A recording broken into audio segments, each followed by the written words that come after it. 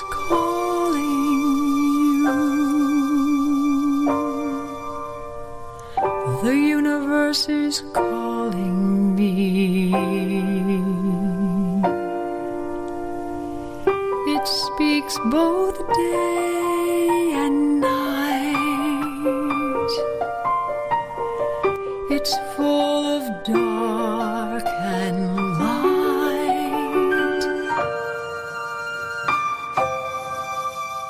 Hey there, welcome to Sky Tour Radio. It is I, your host, Mark D'Antonio, and we have a wonderful show for you tonight. It is a live show. I want to welcome everybody who's been in Sky Tour live stream, the companion observatory stream to Sky Tour Radio. And if you haven't seen it yet, you've got to check it out. It's on YouTube.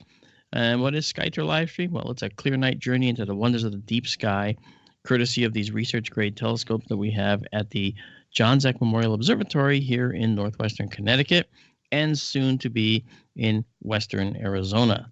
We have a second site that we're going to try and have up and running by the end of July, if all goes well. And we can use these telescopes to see stellar birthplaces, the remnants of dead and dying stars, and we can see these glittering jewel boxes of wonderful, rich clusters. And we do that whether the moon's out or not, and we also look at the moon as well. So I just wanted to let you know that if you haven't done it yet, go ahead and subscribe. It's free to Sky Tour live stream. Click the bell and get notified. And you'll hear the wonderful co-host Amanda Curran on Sky Tour live stream as well as Sky Tour Radio. She joins me there along with Daryl Mason, who is also makes up the third part of our happy triumvirate here at Sky Tour Radio. So that said, let's keep right on going here, and then we may open the phone lines a little bit later on. We'll see how it goes. And at that point, we'll give you the number.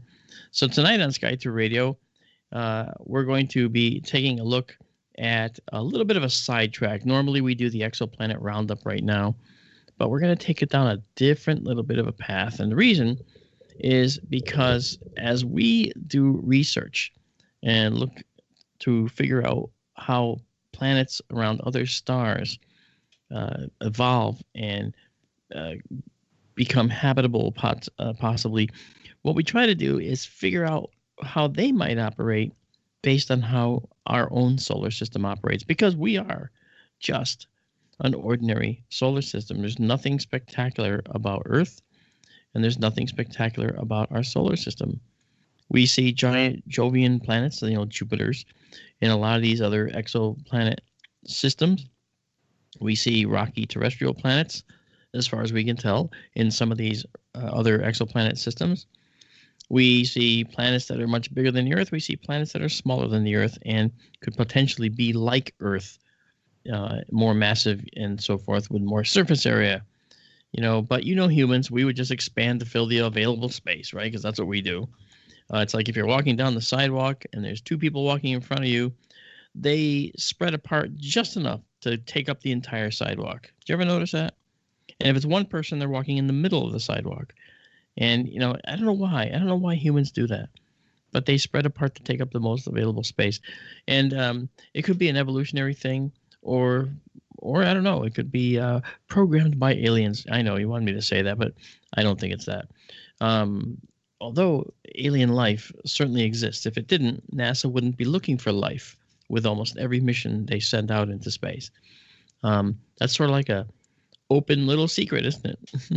That every mission to Mars that NASA has mounted has been ostensibly to look for signs of life, either present or in the past. So I think that maybe at some point the question of life elsewhere will be answered. And that question, when it is answered, will become old news. It'll be the spectacular history, groundbreaking news when it happens.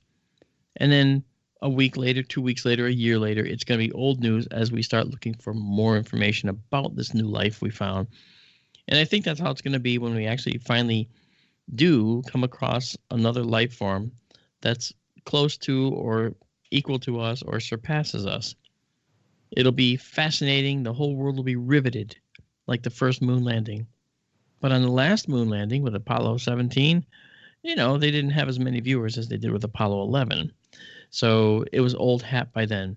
So, humans have a way of absorbing new technology and making that the 0 point. And from there, it has to get better. We wouldn't, that would be considered old and lousy, you know. Um, Case in point, the SpaceX launch of the Dragon crewed capsule, where you had the 2 astronauts that went up. Now, the interior of the space capsule had no resemblance whatsoever to the Apollo spacecraft and space capsules in the past. Certainly, private industry developed a very sleek looking system, and the interior had 3 big touch screens, and that was it. In the Apollo 11 capsule and subsequent Apollos, you had buttons and knobs and all kinds of settings, and it was just, I mean, if you elbowed the wall, you might have knocked the entire spacecraft out of alignment. And you're in 0G and also undergoing many forces as you take off. So it's like a very different world now. If those astronauts could see today, they would think that this was science fiction they were walking into. And now the science fiction belongs to us. And to us, it's a no big deal. We watched the launch. A lot of people did watch the launch. But now that it's up and 3 or 4 or 5 more other launches, and they'll say, oh, SpaceX went up again today. See, we will have been acclimatized to it and accustomed to this new tech. And I actually, I don't want this to be my only opinion. I want to find out, for instance, what Amanda thinks and what Daryl thinks. And I do first want to say hello to Amanda, my wonderful co-host. How are you tonight? I'm well, thanks. How are you, Mark? I am fine. Thank you for being here. And Daryl, how you doing? Hanging in there. How are you?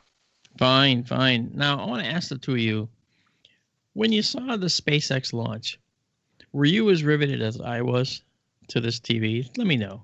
Tell me. Absolutely. Yeah. How about you, Amanda? I planned to watch, but I missed it, unfortunately. Well, they did scrub on one day, and then they had to go. Yeah. You were probably ready for the first day, but the next one. Yes, I was. And I tried, but I think it coincided with Gish, so I wasn't around. I tried to be, but I was just too busy, so I missed it. But what you said, like, yeah, you think it's going to be commonplace and it's going to happen more and more often. People are going to lose interest. I don't know.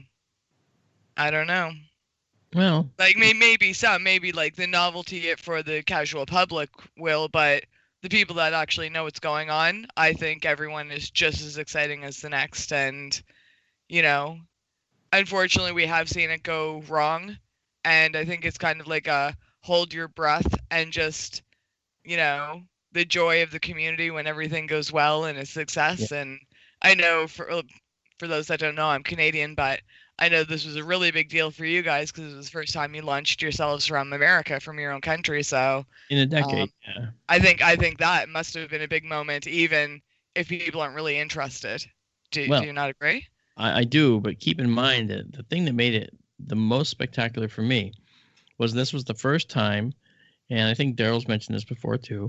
I think I know this is the first time that we've ever launched American astronauts, okay, from American soil on a fully reusable rocket system that came back, and the first stage came back and landed itself on the Earth again to be reused again. That particular rocket that launched them, I think, had been used 9 times already. It wasn't brand new. It was 9 times old, So it's like they don't mess with success. They just refurbish anything that's in need. But let me tell you, that is the history-making piece here, and Elon Musk deserves credit for that. And it's hilarious. They've got this big stainless steel-looking spaceship that's now blown up 3 times on the pad. I don't know what Musk is doing, but every time I hear that it blew up, I don't know why, but I just bust out laughing.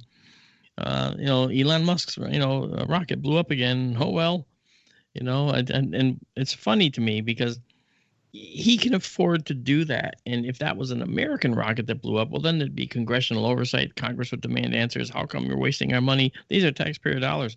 Well, this isn't taxpayer dollars. This is Musk money. And he's spending his money to develop a space program.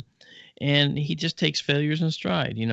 When they lost the center core of the the BFR, the big rocket that went up, the Falcon Heavy, when they lost the central core of that and it didn't land properly, he just shook his head and he shrugged and said, "Oh well, we got 2 of them back.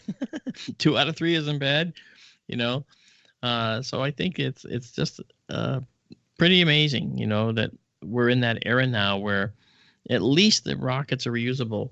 I want to get away myself from chemical propulsion because chemical propulsion punches a big, fat, massive hole in the ozone layer with every launch. And I don't want to see 30,000 launches a year, whether it's satellites or people, because that's going to deplete ozone and it's going to cause, environmental issues and of course, UV issues. So I would prefer that we find another way. But Daryl, what did you think now in terms of the never mind the history making? I guess we all know it was history making, but what do you think this means for the space program, and especially considering, for instance, that Elon Musk said the other day that he's still planning on going to Mars? What do you think? I get a huge kick out of watching the SpaceX launches. It's very sort of 50s science fiction type with the landings, and the choreography of the whole thing. I hope to never take this for granted again. One of the not proud moments of my life was the space shuttles had gotten so routine that the morning of the Challenger disaster, I had it on the tube, but I got up and walked out of the house about 30 seconds before the launch, going out to have breakfast. And I got back home when I was done and found out about the Challenger accident after the fact. Yeah. And I felt really bad about that. And so hopefully, I will try to keep an open mind and a, open heart about the thing in the future. Yeah, and I don't blame you. And when they say it's hard to go to space, it really is hard to get to space, no matter that's how. what I mean. Like the novelty might wear off for some people, but like that is risking your life to go where so few people have been. Not trying to paraphrase Star Trek or anything, but like how do you even talk to someone about what it's like in space? There's so few that can even experience it, and some of these people are going up for like months at a time, and I don't know, like just the power of a rocket and what's actually happening inside to keep it launching, and that is absolutely terrifying. Not to mention like the money and time and effort all these people put into making it happen, and you have to hold your breath, and I think if people think of it like that, they would be watching more often. I wanted to, really did. I think it's human nature, that spectacular things are spectacular the first time, and like the Apollos, after a couple of 3 of them, I guess Apollo 13 helped juice things back up, the interest because of the potential disaster there. But it got to be an everyday sort of thing, and people lost interest. Hopefully, probably inevitably, as we really move seriously out into space via SpaceX or however we do it, that it'll be something new for people, and they can maintain an interest that we see. A lot of it's self-promotion, but hopefully people can keep open minds and hearts about it, and see the future unfold in front of them. Yeah, and it really is unfolding. I mean, I can't tell you how I felt when I saw these 2 astronauts in these beautiful white spacesuits inside of a beautiful white luxury car spacecraft with 3 beautiful touch screens, no other controls. And then we find out later that they could have controlled some aspects of the flight, but the flight was automated from the ground all the way to the space station. They had very little input, actually. So I thought that was fascinating. I mean, a group that can land on a rocking and rolling barge out in the middle of the ocean can certainly dock with the space station. And they have, I watched Dragon, the Dragon capsule detach from the space station as it was leaving to come back. Okay, not this one, but a previous one. And because they, of course, went all the way to the space station and tested this whole system in an automated fashion. Of course, this time they just put 2 people in the capsule and they went for the ride. What I wouldn't have given to be that guy on the ride in that 3rd seat, because there was 3 seats in there and 2 of them were taken. There was an open one. And, I guess Elon wasn't taking my calls that day when I said, hey, can I just ride in that seat? I won't touch anything. Of course, there was nothing to touch. So, Arthur C. Clarke wrote about that in one of his sci-fi short stories decades and decades ago, well before 2001: A Space Odyssey. He talked about in the future that spacecraft would not have buttons to push. Yep. That's right. And in 2001: A Space Odyssey, now that you mentioned that, many of you know I work with Douglas Trumbull, Academy Award-winning, visual effects maven, amazing human being. And we're doing a movie on Nikola Tesla right now, another great mind. Well, Doug, in 2001, he did all the special effects and visual effects for that movie as well, way back in 1966 or 67 when they actually did it. And then it was released, I think, later. But he envisioned a way to interact with the Discovery spacecraft by having a flat pad, a rectangular pad, and the astronauts would touch and slide things on this pad. He said later, I think I invented the iPad. And in terms of the iPad, then the iPad came out. So science fiction became science fact. You see? So, and that's often the case. We look at, Captain Kirk's communicator today, and we wouldn't even own that unless, we wouldn't own the cell phone that looked like that. No, the flip phone, it's embarrassing to own a flip phone. You got to have an iPhone now. We would just toss that communicator in the garbage and say, give me a real phone. But Captain Kirk was, Scotty, beam me up. Scotty, we've got to go, because they don't know what we've got here for technology. They don't have any clue, people, that this technology that we have now will become the old and lousy of the future. Okay, they're using the latest and the greatest, and they're thinking that it's going to always be this way. They know it's going to improve. But you know something? Little by little, it sneaks up on you. It really does. I have a computer that I do a lot of work on, rendering and other stuff. We do a lot of stuff, of course, for the Navy, and we have a lot of tools that we use on software. And I bought another computer system. My son helped me do this. And I'm very familiar with computers. I build all my own. I don't, there's no shortage of knowledge there, and I know that they've come a long way. Well, I have an Earth that I render, and it uses the real physics to render the atmosphere. It looks absolutely 100% real. And I made it actually to show Doug at the studio because we were going to use it in one of our movies. And it's so realistic. But on my computer that I sit in front of, that I do Sky Tour live stream from, that I'm doing this very show from, it took about 25 minutes to render one frame of that Earth sequence because there were so many details, so much real physics that were going on in the background that I've got plugged into this thing to make it look like a real Earth. Well, this new computer, I eagerly installed my rendering program on there, and I crazily started up the program and loaded this file, and I hit go. It was done in 11 seconds. And I literally, it was 2 a.m, and I woke up my son. I called him and said, 11 seconds! This thing rendered in 11 seconds! And he's laughing. He's tired because he was sound asleep. I go, 11 seconds! And he starts to laugh. And he goes, kind of a big difference, huh? I go, 11 seconds! And I hung up. So, the technology goes leaps and bounds, right? The space shuttle had, hardened computers, PDP-10s.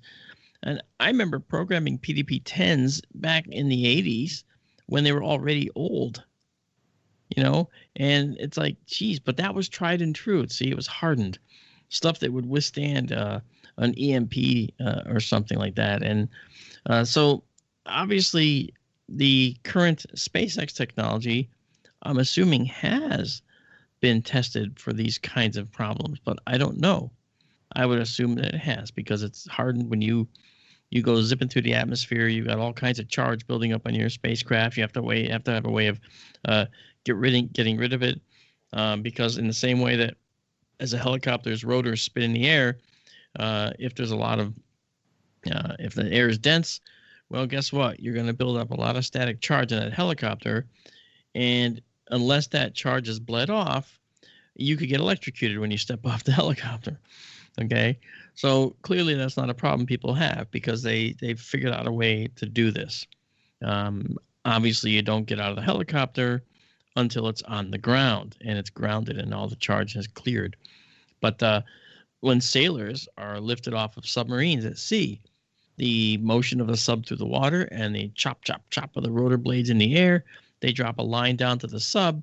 You'll notice that the person grabbing the line doesn't grab it with their hands. They grab it with a special hook that's a grounding hook. And that's the only way they then connect for mail or whatever they do to lift someone off who's at a medical emergency.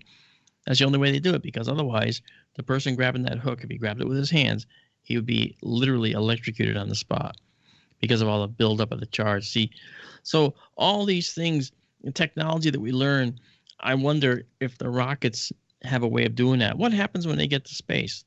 The charge doesn't leak off into space, so it stays on the craft. So where's it go? I've always been fascinated by what do they do with the electrical charge buildup that occurs. If it is leached off somehow, I would find that pretty interesting. But, so in other words, all these little things with technology, but the biggest thing to me is that Musk wants to go to Mars.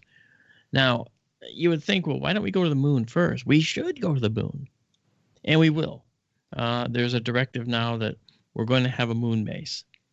Now, the moon base will probably be a combination of research and industry. We will want to mine helium-3 from the moon. We'll want to mine titanium and other metals from the moon, refine them, and figure out a way to get them back to Earth for use here, or use them in lunar orbit to build spacecraft in orbiting locations, or build them on the moon and launch off the moon. At 1/6 the gravity, that's pretty easy to do, So that said, when we talk about Mars, okay, there's a lot of considerations. And one of the things that we have to do is realize that we haven't stopped learning about the red planet. You've heard me before. I've told you why Mars is red, okay? It's loaded with hematite, okay? It's like iron oxide is one version of this, and that's iron, 2 atoms of iron with 3 atoms of oxygen, Fe2O3. That's rust, okay? And Mars is red because the iron compounds have absorbed oxygen and oxidized, right? So that is one of the problems we have with Mars, that it's extremely dry and it has a very, very thin atmosphere. But there's 2 moons around Mars that are really fascinating. There's Phobos and Deimos. Now, I think you, Daryl, maybe it was you or Amanda, and you'll have to tell me which one and then tell me, if you remember, can you tell our listeners how Phobos and Deimos got their names? Do you remember? I think it was one of you two that told me. I think I remember. All right, let's hear it. Daryl can correct me. Are they not Aries suns? Is he on mute? No. No, I'm not on mute. I'm thinking. Oh, okay. Sorry. Well, their names mean fear and terror. Yeah. But Phobos from phobia, fear. And I'm afraid I'm lost as per Mark's question. I can double check, but I want to say they're sons of Aries because Mars was named after Ares, the god of war. Sure. And I think his sons were Fear and Dread, Phobos and Deimos. I can double check. We're coming up on a break soon, so hopefully I can find out on break. How about that? You will. And when we come back, actually... or if anyone in chat knows, try to get your answers in. Sure. Beats the clock. We are an interactive radio show, as well as a Skytour live stream is very interactive. People ask us to go see things, and we move the whole telescope to show them, because we really enjoy this interactivity with people. Yes, but when we do come back, actually, after the break, we will be discussing Phobos and Deimos a little bit because there's been some groundbreaking research done about what's going on with those two moons. And we always thought, classically, that these were captured asteroids. All right. That was the classic teachings that you heard and that people thought made sense. Well, it turns out that nothing could be further from the truth. And we'll talk about that more when we get back. By the way, Huh? confirmed. Confirmed? Yeah. Very good. We'll be right back.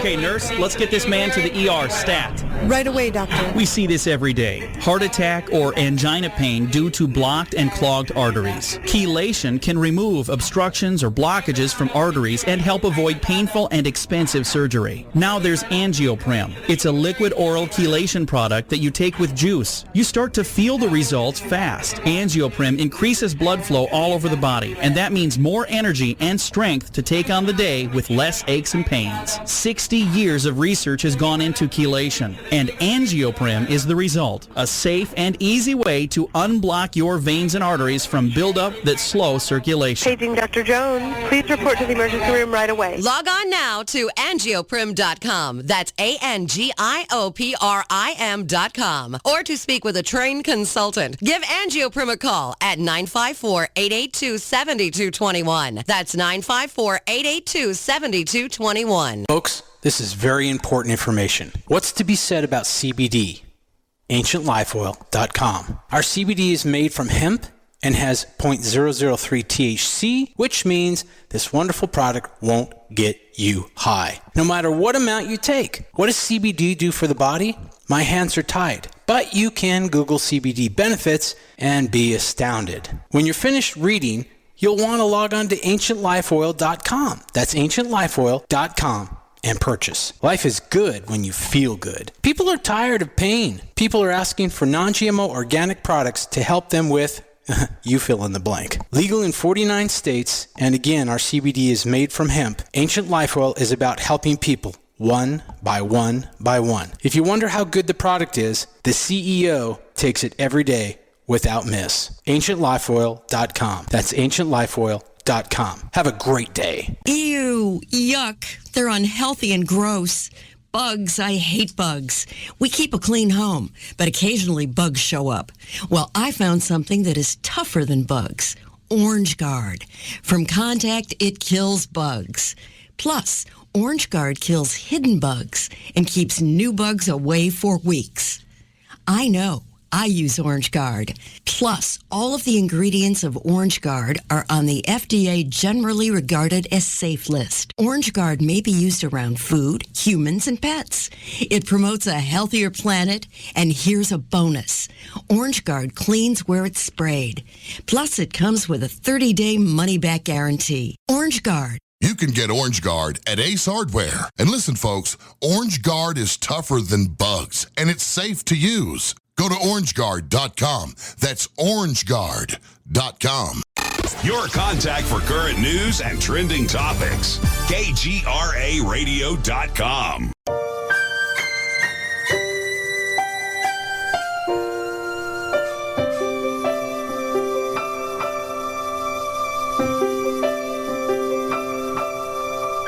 Hey, welcome back to Sky Tour Radio. This is Mark D'Antonio here on the best radio station on the planet, KGRAradio.com.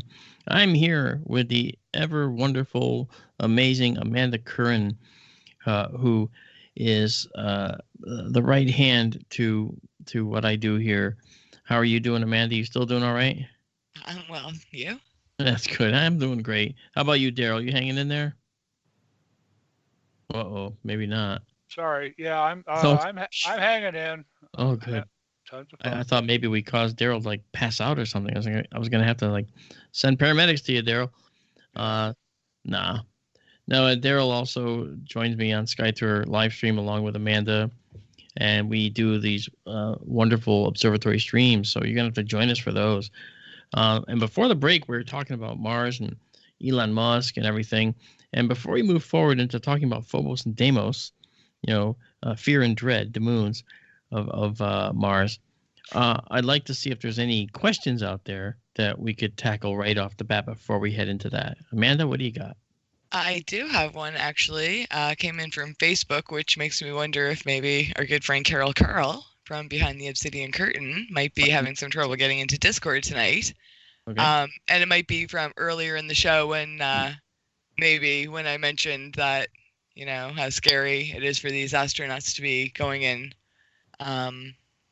these big month-long missions to the ISS and stuff. She wanted to know what aspects of being in space for an extended period would you find to be the most daunting? And that is for all of us. I'm not sure if Daryl heard that question or not. I did. Okay. So, Daryl, would you like to take it first? Because I don't want to start talking it. Just dominate. So go for it. What would I find most daunting about going to space? For an extended period of time. For an extended period of long time.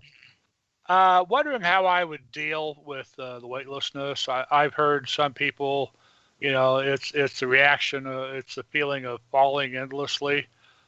Whether I would get used to that or not. Okay. Wow, that's an interesting.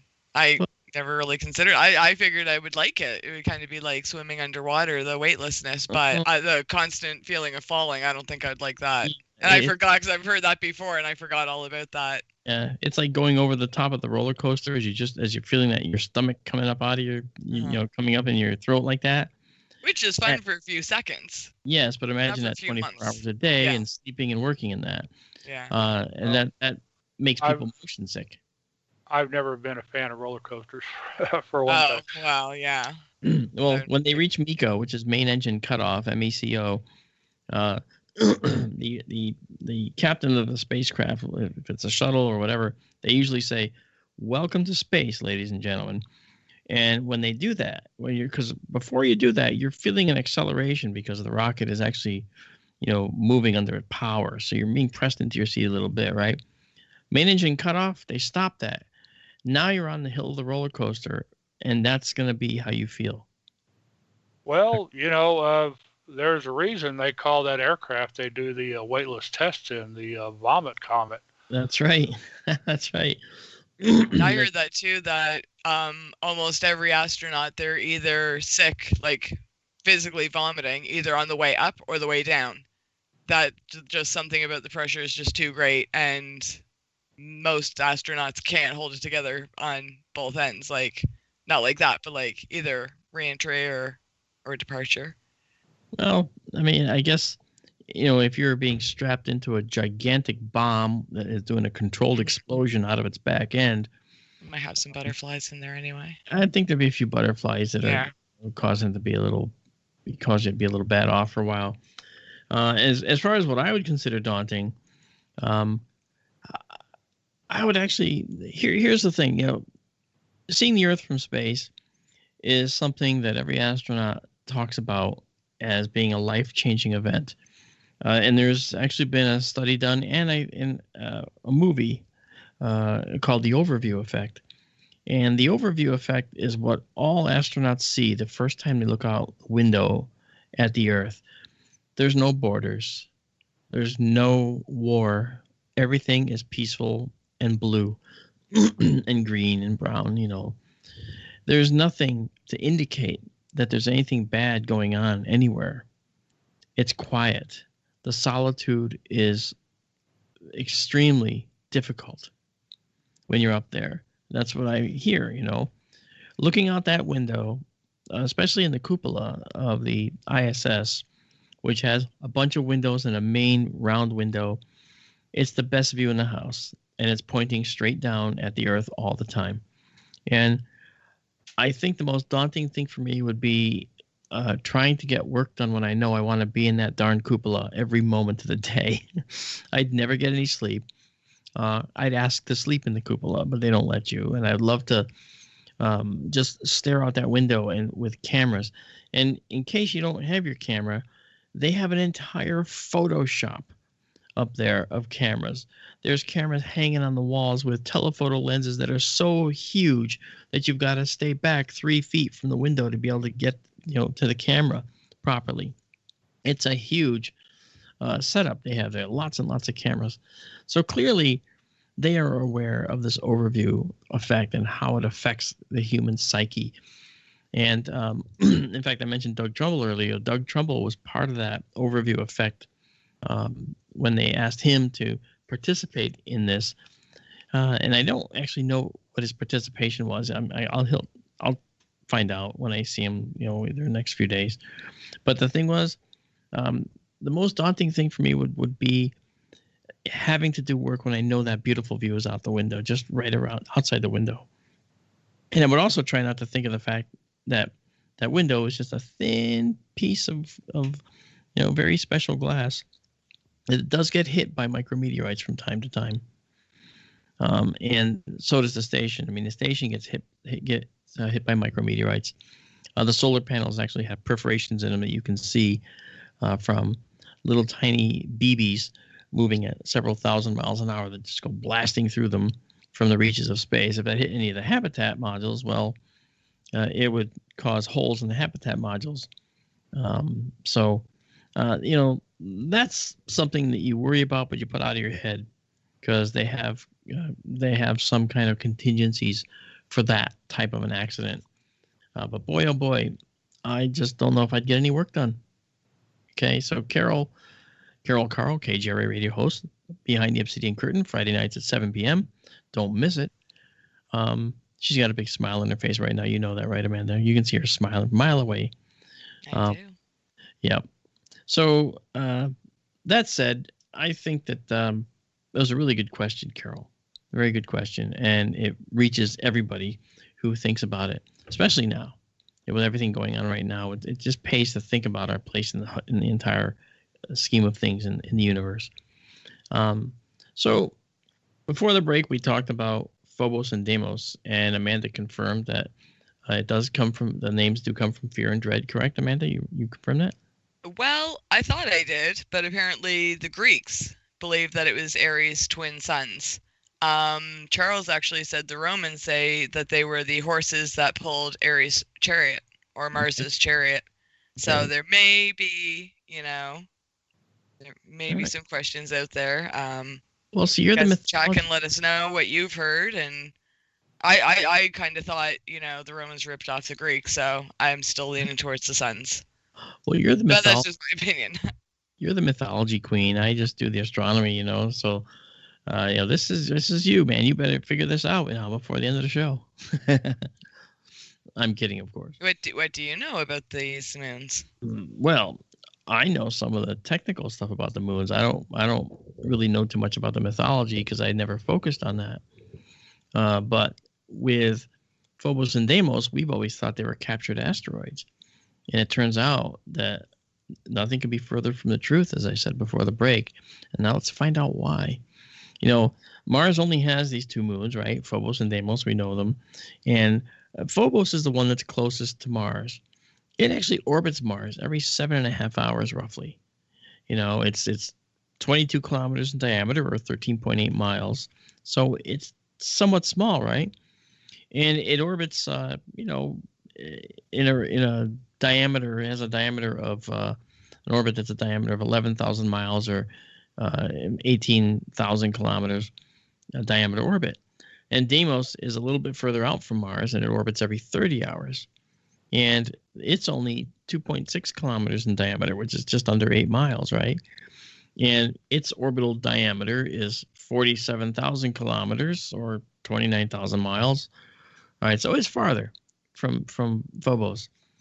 And, the thing that's interesting is there was research done in 2017, and it turns out that this research has pointed out the probable birth of Phobos and Deimos happened at the same time due to an impact with an object the size of dwarf planet Ceres.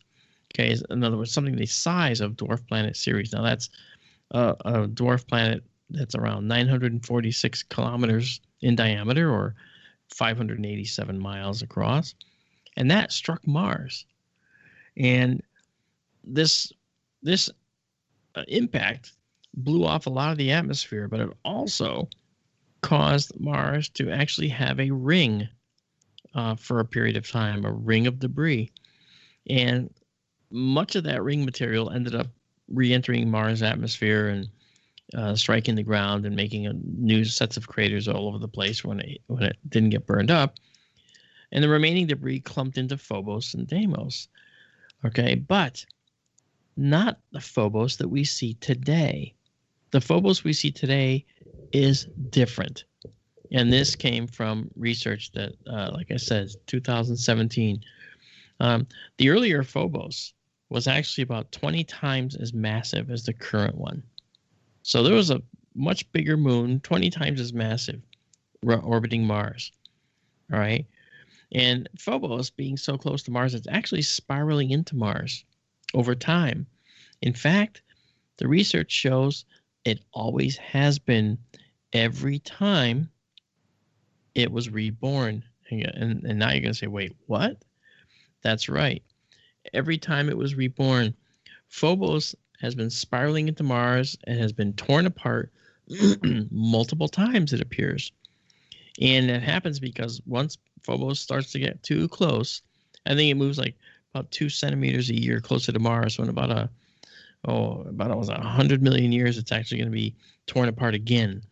And that'll reach what's called the Roche limit. And when it reaches the Roche limit, which is the area where differential gravitational forces on the planet's side facing the planet, or the moon's side facing the planet, and the opposite side of the moon, they act against each other, and it gets torn apart. Once that happens, much of that material is going to create yet another ring around Mars. And most of that ring will rain down onto the planet, like I said, but some is going to form into the new Phobos. And so Phobos, during that process, when this happens, Phobos actually gets a boost in its orbit, and it ends up going higher in its orbit. All right. This is a very complicated dance, guys, that this is doing. And the research, is appearing to show that this is possibly something that has happened a number of times. So if that's correct, and the Japanese are mounting a mission in 2024 to find out if it's true, if correct, that would mean that Phobos is only 200 million years old or so, the current Phobos that we see. So this Phobos destruction process and ring formation, when it happened the last time, 200 million years ago, the Jurassic period was just starting on the Earth. The Atlantic Ocean was just opening up at that point in our history, But you ask now, where's the evidence that this is what's going on with Phobos? It seems like such a far-fetched thing. Aren't they just really 2 captured asteroids that happen to be orbiting Mars? And the reason comes from diminutive Deimos, the moon we haven't talked about yet. Little Deimos, the other moon, okay, just under 8 miles across. Deimos has an almost perfectly circular orbit around Mars. Now we call that a low eccentricity orbit. Remember, when we talked about comets, either in SkyTour Livestream or SkyTour Radio, we talk about how comets have near parabolic orbits sometimes, and they sometimes have these very, very highly elliptical orbits. Their eccentricities are getting close to 1, right, which is a parabolic orbit. If they're closer to 0, that's near circular. And Deimos has a near 0 eccentricity. And that's kind of odd, all right? We would expect that this near 0 eccentricity would be followed by a moon that's actually in the same orbital plane as Mars, and that it's equatorial. It's following the equator of Mars, kind of like our moon is roughly, okay? But the fact is, Deimos is 1.8 degrees off the Martian equator. And because its orbit was so round, nobody ever paid attention to that. They just thought, well, that's just the way it is. Well, it turns out that if Phobos is doing this recycling process, then you could be able to model the situation and see if during that remaking of Phobos, where it spirals closer to Mars, breaks up, makes a ring, and then coalesces again out of what's some of the debris that's left over, but smaller now, and then starts moving out again from Mars. If that does anything to Deimos, that would be interesting to know. So they modeled this whole thing, keeping Deimos at the same orbital plane as Phobos. And guess what happened? They discovered that Deimos varied its tilt of its orbit to about 1.8 degrees. It literally was confirmed two different ways from two different sides of two different theories. So it appears that this process that Phobos is recycling itself and making a whole new moon, maybe after 1 million years of terror for Mars, where Mars has a ring as Phobos is disintegrated in low Martian orbit. It looks like that's possibly what's going on. So that's really cool. And the models predicted and confirmed it. So when JAXA, the Japanese space agency, sends a mission to Mars in 2024, they're going to go to Phobos. That's the mission, to go to Phobos. They're going to take samples from Phobos and return them to the Earth. All right. That's amazing. And they're going to see if the Phobos material is less than 200 million years old or so. If it is, theory confirmed. Isn't that cool? I should point out that the moon's orbital plane is tilted 5 degrees to Earth. Yeah. So me and models, hey, that's great for what it's worth, but we'll find out in the future, I guess. The usual suspect for why the moon's orbit is tilted so much relative to Earth's around the sun is probably an impact. Yeah.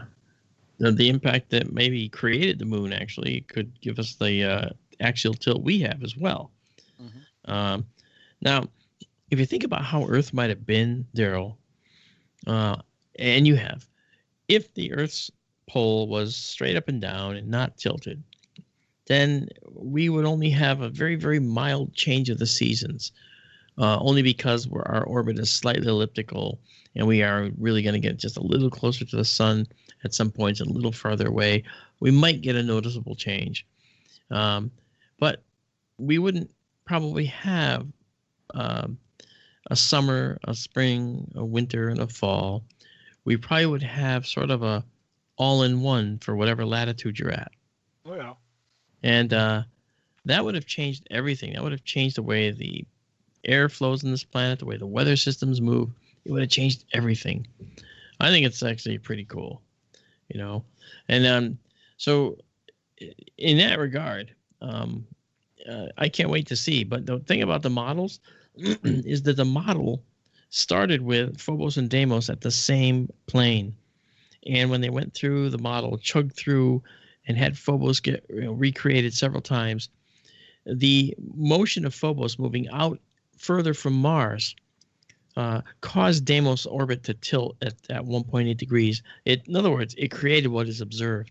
That's the big difference. That's something that is a really, really awesome coincidence, if it's a coincidence, but it looks like a validation of a theory. So JAXA will find out when they get there. You got to keep in mind that Phobos and Deimos are in a resonance. Okay, moons like this often get into a resonance where one moon will affect the other in the same way over and over and over. And as time goes on, if Phobos is destroyed and then reformed, Deimos was going to suffer for that. And over time, Deimos' orbit shifted that 1.8 degrees. I think it's a really cool process, So I'm not sure whether we're going to find it when we get to Mars. I don't know, but I don't know. We'll see. We will see. And when did you say the date goal was? They're going to send a probe on 2024, so we'll probably get there in 2025 or late 2024 if they start in January or February. Wow. Yeah, that's pretty cool. Very exciting. Yeah, and we're going to stick with Mars for a little bit because you may remember we did an astrobiology show several weeks ago, and I had a part 2 planned, and we just never seem to just never get to it.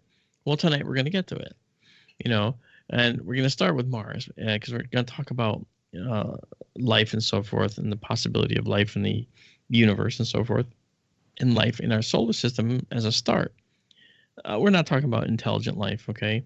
Because I don't think there's any, not even on Earth. That's a little joke.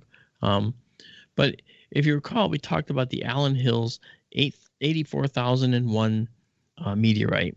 It was found in Antarctica, and it had carbonate minerals in it, similar to Earth, deposited by biological life. And carbonate minerals include iron, calcium, sulfur, magnesium, phosphorus, and they're characterized by what's called a carbonate group, which is a carbon with 3 oxygens, CO3, not CO2, CO3.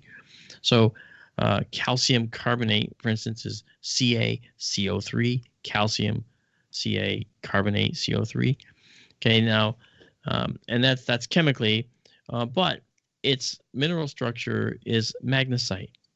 Okay, and that's something that's important, as we'll see. And this is something that's actually potentially formed by water flowing through rock, right? And we also talked about polycyclic aromatic hydrocarbons. Do you remember that? What the heck are those? Well, those are carbon rings, okay, molecules, and they're significant because they form from the biological breakdown of plant life, okay? And then we talked about magnetite crystals that's similar to Earth magnetite that were found in this meteor. And humans create magnetite in their brain, all right? And so it's manufactured by life forms. And then this meteor had these rod-like microfossils that were the most compelling of all. And they look like a chain of tiny segments, one after another. Ooh, what is that?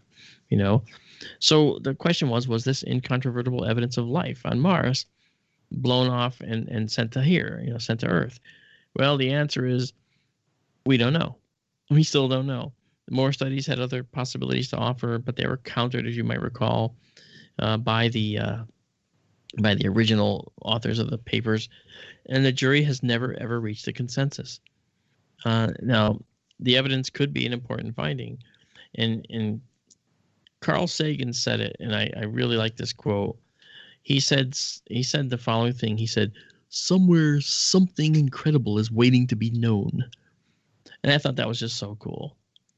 Somewhere something incredible is waiting to be known. Most of you know that Carl Sagan was my favorite astronomer. I thought he was a really great guy. He was the host of the original Cosmos series, and I learned a lot from that series as a kid, watching stuff that I thought was really cool. And again, I knew I was going to be an astronomer really young, so to me, it was almost like I had to go to this class. Had to go to this class with Carl Sagan. So that was just a little review of the things we found in that that particular meteorite. And as I said, the jury is still out, but we do know that other meteorites have brought amino acids to the planet. The famous Murchison meteorite that struck here on the Earth, it had a number of amino acids in it, from space. Where did they come from? Where did they come from? I think that was pretty amazing, that we are seeing the building blocks of life. Now, before we go to a break, I'd like to ask Amanda if we've got any questions out there, and I'll open the floor and see who wants to take it and go for the answer. What do you got, Amanda? We do. I think actually Daryl was eyeing up a question that came in from Charles, I believe. I missed the name, but it was Charles that brought it up. Why did astronomers choose to use mythological characters for naming planets, asteroids, galaxies, etc.? I was theorizing, but I couldn't find any concrete evidence. What do you have, Daryl? Do we have time before the break for this? We have just under 2 minutes right now. Okay. Why did astronomers pick mythological names? Probably just to carry on the tradition. I've said before, this is going way back to ancient times that, they didn't have TV. They populated the skies with their heroes and their myths. But chief among those would have been the names of the planets, at least in the Greco-Roman tradition. And when so-called modern astronomy began, I guess you'd say probably the first asteroid discovery, they decided to carry on their tradition of naming them after mythological figures. That expanded over the course of time. Now, things like, the galaxies you mentioned, those just get the names typically like the Andromeda Galaxy from where they're located, what constellation they're in. Yeah. Yeah. Well, that's good. Well, that's what we had big, that they carried on the tradition of naming them after Greek mythology. But I'm not sure why it started. Is it just the Greeks discovered the first planet, maybe? Well, So they called the shots in the beginning? There were, 5 naked eye planets that, they were named thousands of years ago. Mm-hmm. And that's where that all started. And then when they started discovering other things up there, like the first asteroids, they all got classical names also, probably just to carry on the tradition. Nice. Yep. Well, you know what, Daryl, if you want to add more to that, you can do so right after the break, and then we're going to talk about more astrobiology. So you folks out there in KGRA land, you just wait and hang on, and we'll be right back. Myself, Daryl, and Amanda will be here. We'll answer your questions, and we'll continue with our astrobiology night. We'll be right back.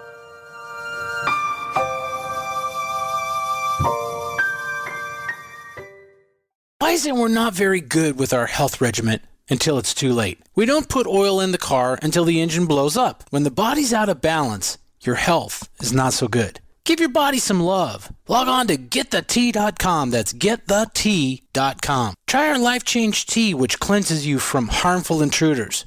A clean colon is one of the ways to bring the body in balance. We also carry organic supplements to help you get where you need to go. So do your body a favor. Log on to GetTheT.com. That's GetTheT.com. You can even visit our sales page to save some dough. Does anybody call money dough anymore? Anyway, if you're looking for short, helpful health tips, go to YouTube and punch in Health Matters Now. That's Health Matters Now. So, log on to GetTheT.com, shop, get balanced, then learn some cool tips at Health Matters Now. You'll be glad you did. That's GetTheT.com. Ew, yuck. They're unhealthy and gross. Bugs, I hate bugs. We keep a clean home, but occasionally bugs show up. Well, I found something that is tougher than bugs. Orange Guard. From contact, it kills bugs. Plus, Orange Guard kills hidden bugs and keeps new bugs away for weeks. I know. I use Orange Guard. Plus, all of the ingredients of Orange Guard are on the FDA generally regarded as safe list. Orange Guard may be used around food, humans, and pets. It promotes a healthier planet, and here's a bonus. Orange Guard cleans where it's sprayed.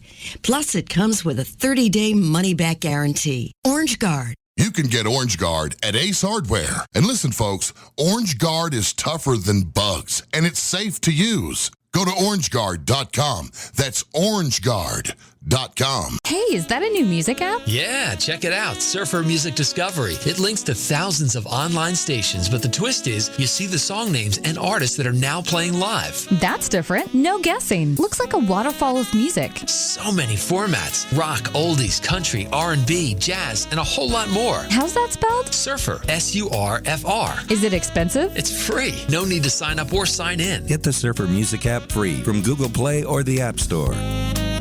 So, you love talk radio? Then you'll love TalkStreamLive.com. TalkStream Live is always on, 24/7 with the best streaming talk shows. Find your favorite talkers and discover some new ones. It's free, readily available online or on mobile with any smartphone or tablet. Finding your favorite talk shows all in one place has gotten a whole lot easier. Just go to TalkStreamLive.com. Be sure to download the free apps from Google Play or the iTunes App Store. Now you have the inside contact for alternative talk radio. The Planet. KGRARadio.com.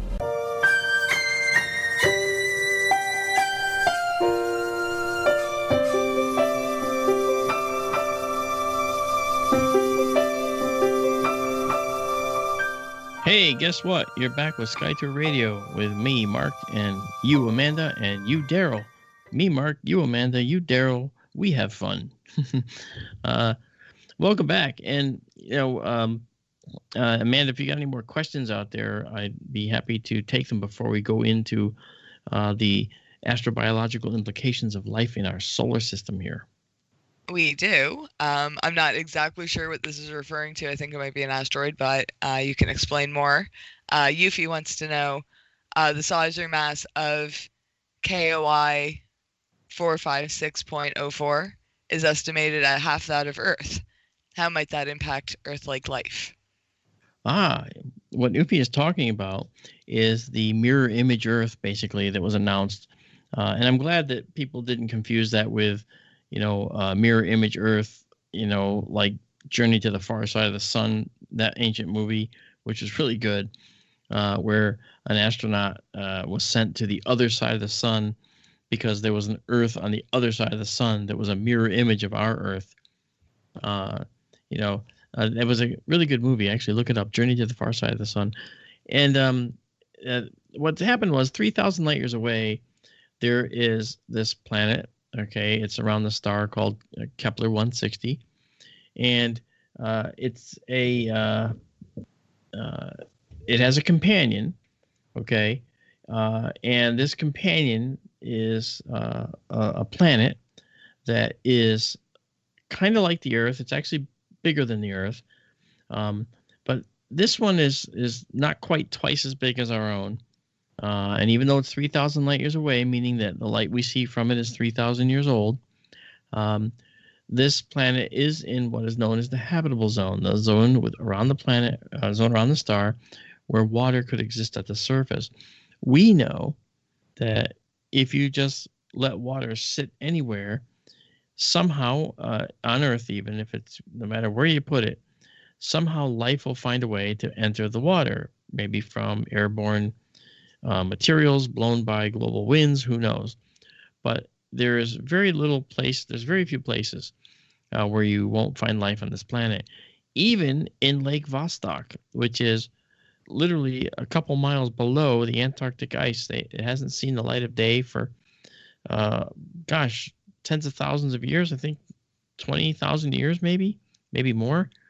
And when they lowered a probe down there through a borehole, they actually are still counting the species they found. They found over 3,200 different species of life, living down there.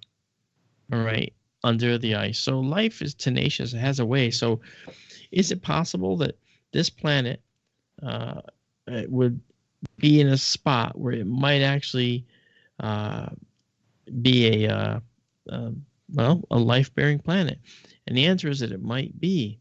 But the first thing we have to worry about is whether the planet is actually a terrestrial planet and not a giant, a gas giant. Typically planets that are about as the size of ours are not going to be gas giants, right? Gas giants require, lots of gas, and you won't typically get that because the core of some of the larger gas giants can be the size of our planet. Just the core, right? Maybe a little bit smaller, but not by much. So it would be likely that a planet like the Earth, or a planet that's about twice the size of the Earth, is going to be terrestrial in nature. That is to say, rocky. It won't be a gas giant. So that's where this comes from.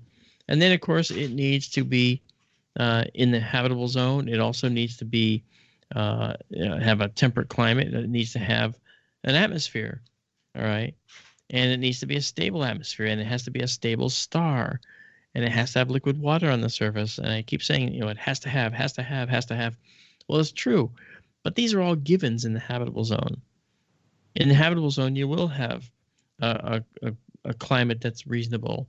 In the habitable zone, you will have liquid water on the surface. In the habitable zone, you will have the stability of that planet. But not necessarily the star. Okay, if the star is prone to flares like these M-class stars, with the red ones, they're very low temperature. They burn for up to 1 trillion years. They fuse hydrogen into helium. So that's more than enough time for life to evolve by far. But they also are prone to these ultraviolet high energy flares, which can tend to be sterilizing. But then again, here on our planet, our sun is also giving off sterilizing UV flares as well, and we just live with it. See, we have this special process we go through, and it's called putting on sunscreen. Okay, that's what we do to avoid our sun, to avoid the UV of our sun, because our planet is not what we call super habitable. It's a term I've used before. We're habitable. We're okay for life. But maybe all the many mutations and variations of life and the explosive radiation of life to all these different species because of these mutations is because the DNA is being changed by the ultraviolet light streaming in from the sun. If it was more super habitable where that wasn't happening, well, maybe that wouldn't be as good for life in general. Maybe super habitability would preclude life that wasn't very, very specialized or hardy from growing at all, from arising. It's an interesting thought. And I don't know if you have any thoughts about that, Daryl. I'm happy to hear what you guys think, because I tend to enjoy your take on these new worlds that are being found. I really don't have much to add to that. I agree. I think, the UV, well, we used to not have sunscreen, okay, but people adapted. They wore, like over in the hot deserts in Arabia, they learned to wear full-length clothing, just to keep the sun off of them. But if mutagens or the ability to mutate and find favorable mutations is part of evolution, well, there you go. Yeah. Now, the other part of Upi's question was, how might that impact Earth-like life? I'm not sure. I'm not sure exactly what that question means. I can say this, though. If the planet is just under twice as massive as ours, if we were to be there, we would, of course, feel crushing gravity. We would feel and be a lot heavier on that planet. Because the way you actually calculate your weight on another world is you take your mass in kilograms or whatever, and you multiply it by the gravitational acceleration on that planet. What's that? Well, here on Earth, it's 9.8 meters per second squared. That's 32 feet per second, right? As you drop something, it'll go 32 feet per second more every second, all right, as it accelerates downward. So that acceleration, it's called the acceleration due to gravity, and that acceleration on another planet like this is going to be higher. It won't be 9.8 meters per second squared. It'll be maybe 14.3 or 12.2. And so you would weigh a lot more on that planet. So the first thing that would happen to Earth-like life is, and again, consider life developing there, is that the muscle structure of the creatures would just naturally form to be able to handle that kind of weight or that kind of gravity. You bring a life form, though, that's on a planet like that to this planet, and that's when the cool stuff starts, because that's when, in fact, that's sort of like the original Superman. The able to leap tall buildings in a single bound thing had to do, I think, with the gravity of the planet Krypton versus Earth. And so, when you look at the fact that if they're used to a much higher gravitational force on their planet, they come here and they're going to be bounding around and thinking, wow, this is so cool. It's so easy to jump so high, and we would think of them as like amazing supermen or super people, whatever, because they could do that. But that's the kind of thing that would happen. Now, how would it impact cellular division? How would it impact biological processes? Having the higher gravitational forces, I don't know. It has to have lots of oceans and lots of land as well. So at almost twice the mass, it may very well be a larger radius as well. And so if it's a more diameter, so if it's a larger diameter, then who knows what's going to happen? Do the creatures ever meet each other? How do they mate? If it's such a big planet, how do they interbreed? Do the species stay segregated and separate pretty much? Because they have more surface area, so they tend to make these little biomes of places where they survive and where only they live. I don't know. We don't know. I would love to see. I'd love to know what's going on these planets, because maybe they just, as humans do, maybe they just evolved to fill the space, and they just fill the space. So maybe that planet will be crowded. And if you brought all those creatures to Earth, it'd be just untenable, absolutely impossible for survival, And so, taking questions like Ufi's today, about, this planet and life there, it reminds me that we have other considerations right here in our solar system to worry about, to think about. When we talk about life, we know that life is here on Earth. We know that life exists in the most inhospitable places on this planet. All right. We know life exists in the coldest spaces here on this planet. Lake Vostok is a good example. Okay. Well, we also notice that in the deep oceans, life exists that is actually living off of the hot hydrothermal vents that are coming out of the ocean floor. And these hydrothermal vents are spewing a mineral-laden water that these particular bacteria love to eat, and spewing methane gas as well. That's dissolved in the water, and these bacteria love methane, and they eat the methane. And then there's creatures that eat those bacteria, and then there's creatures that eat those creatures that eat the bacteria, etc. It's a food chain. Well, we see similar, but not guaranteed yet, similar things happening at Jupiter's moon Europa. Now, it's one of 79 moons that's orbiting Jupiter, okay? But this little guy is special.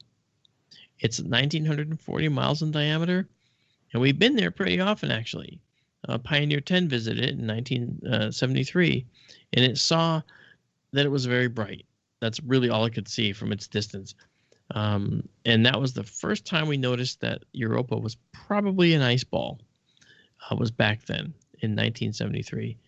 Then Pioneer 11 came through in 1974, and it flew 375,000 miles, which is like 600,000 kilometers from this moon, and saw this variation on the surface. Ooh, what's that?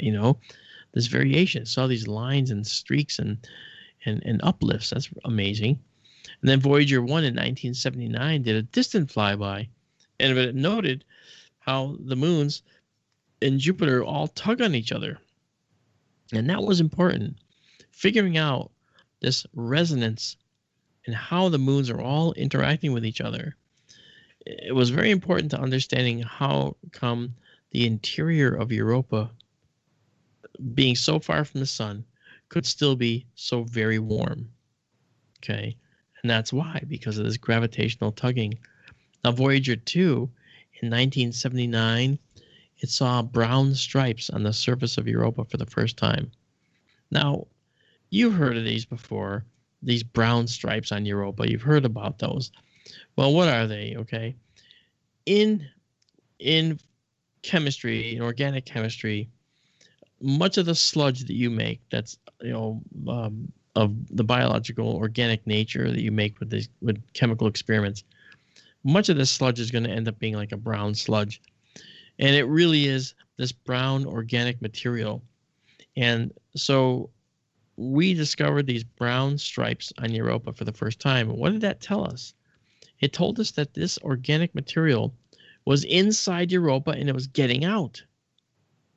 And we didn't know how it was getting out. They theorized, well, maybe there's some cracks in the ice and stuff just leaches out. And whatever it is, if it's living, it's dead as soon as it gets to the surface because of the bitter cold, brought down to almost absolute zero on the surface of Europa. But then it turned out that these particular brown stripes indicated that this was, in fact, organic material, hydrocarbons, complex hydrocarbons that were deposited on the surface from inside the moon. And that told us that there was a process, most important, a process to get this stuff from the interior of the moon out. That means the moon was dynamic. We could tell by looking at the surface that it was dynamic. And there's one very important reason we know this, and we found this with Pluto as well. There's one area on Pluto, all right, that's really, really smooth. Sputnik planum, the plane of Sputnik, right? And it was, the other areas all have lots of craters. Now, that one area is smooth without craters. Now, is it just that meteorites never hit there? No, absolutely not. It was pelted by meteors. In fact, in the late heavy bombardment era, I'm sure, almost 4 billion years ago, I'm sure that Pluto was just bombarded in the same way that Earth and the Moon were. But the Sputnik planum is smooth. And it's smooth because of the fact that it's resurfacing itself. Why? Because Pluto is more dynamic than we realized. And we didn't know this until New Horizons got there.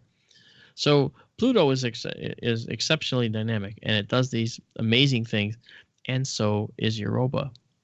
Europa is also an icy planet. Now, the surface of Pluto is nitrogen, nitrogen ices, and some water ice. The surface of Europa is also water ices and other types of ices. And that surface is many kilometers thick, and it leads to an ocean underneath. And that we discovered in 1995 to 2003 when the Galileo probe orbited Jupiter. And that was the first evidence of water beneath the surface of Europa. Now, these satellites that are the moons that are closest to Jupiter, and get ready, Amanda, because this is your cue coming up, they're called the Galilean satellites, and of course studied by Galileo. And their names, okay, in order out from Jupiter on out, there's 4 of them. And I'm going to give our own Amanda Curran a chance to tell you those names in order. The Galilean satellites, starting from the innermost to the outermost. Do you remember them? Amanda, it's all on you. I'm so glad you give me a little cue so I don't panic and I actually have time to sort this out in my head. I feel pretty confident, but I could be wrong. I think it's Io, Europa, Ganymede, and Callisto. You're absolutely right, yes. Because I always have to check. I always have to do E before G. I know Io and I know Callisto. It's the 2 in the middle, and it's E before G. Yeah, very good. I always have to make that mental note, so if it helps anyone else, feel free to use it. Absolutely. It's just like the OBAFGCAM, for stars. So thank you, Amanda. That's wonderful and perfect. It is indeed Io, Europa, Ganymede, and Callisto. And what's interesting is, if we look at each of these moons in turn, they have some very interesting history of their own. Now, Io is surprisingly big. It's 3,642 kilometers in size. That's 2,276 miles across. Okay, in case you were wondering, that's about the moon size, okay? Actually, a little bigger than our moon. All right? And it's only 262,000 miles, or 422,000 kilometers from Jupiter. It's pretty close. But it orbits that massive planet, believe it or not, in just 1.77 Earth days. Now, being that close, there's something else, of course. It's tidally locked. Now, the core of Io is made of this rocky metallic iron and nickel. Okay, and cores with this composition are kind of common for these rocky planets, and nickel's very abundant as well. So when the planet or moon formed, okay, it was molten, and some of these heavier materials, for instance, would sink to the center. That's called differentiation. All right, on Earth it happens as well, but there was considerable mixing going on in the turbulent Earth interior, and this led to, for instance, veins of gold up near the surface. and other things like that. But a lot of the radioactive and heavier materials ended up getting into the center, all right? And when they did, what that did was all that nuclear heat actually it helped keep the planet warm in the center and molten, kind of like an auto core jumpstart kind of a thing. Keeps the core molten, and or sorry, not the core molten, but keeps the core hot, so that the outer core being molten can keep moving against it, creating our magnetic field from the electrical currents that are generated with that process. That's called a dynamo effect. And if that wasn't happening, we wouldn't have a magnetic field, and we would be subject to full-on bombardment by the ultraviolet radiation from the sun, and that would kill us. We would not survive that. It happened sort of at Mars, so if there's life on Mars, it's got to be underground where it's safe from the radiation. So differentiation brings nuclear type materials, the radioactive components, to the core of the planet. But we still, because of mixing, we still have a lot of it in the crust as well. Okay, so not all of it's differentiated to the core. All right, obviously, otherwise we'd never have gold, we wouldn't have lead, etc. Now, Io has this core of iron or iron sulfide, okay, with outer rock, around it, and silicates, all the way to the surface, and it has a high sulfur compound content as well.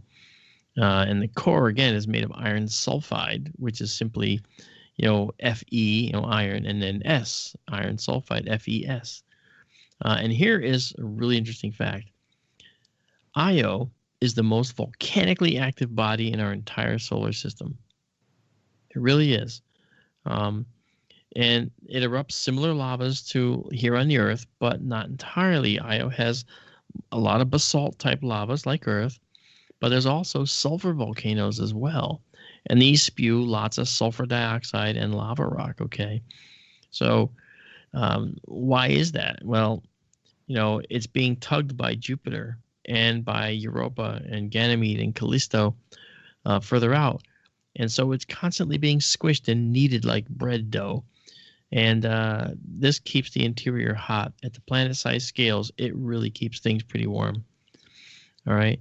But what's interesting is Io has an interesting atmosphere. Believe it or not, it actually has an atmosphere. It gets sulfur dioxide gets spewed into the area around Io from volcanoes that are on Io's surface. There's quite a few volcanoes on Io's surface, more than most anywhere else, actually. And this gas that spews from these volcanoes goes hundreds of miles into space. And this sulfur dioxide, this SO2, it's called, sulfur and then O2, right? SO2, it lingers above Io until the shadow of Jupiter falls on Io as it goes behind Jupiter again. And then the atmosphere collapses, and it rains.